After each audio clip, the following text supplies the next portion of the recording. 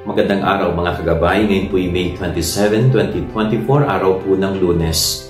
Napakaganda po ng ating gospel sapagkat ipinapaalala nito kung ano ang ating pwedeng gawin upang tayo ay magkamit ng buhay na walang hanggan. Very simple yung sinabi ni Jesus sa gospel sa isang taong nagtatanong kung paano siya magkakamit ng buhay na walang hanggan. Una, isundin ang kanyang mga utos. Pangalawa is ibahagi ang yamang mundo na mayroon siya sa mga mahihirap at doon ay magkakamit siya ng buhay na walang hanggan. Ano pong ibig sabihin nito?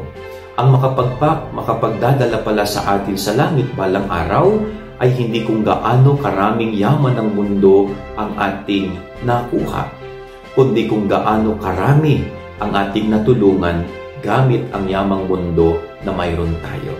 Kaya napakaganda pong pagnilayan natin. Tayo ba ay nagiging makasarili sa yamang mundo na tinanggap natin o ginagamit natin ito pagtulong sa mga nangangailangan para balang araw tayo ay magkakamit ng buhay na walang hanggan?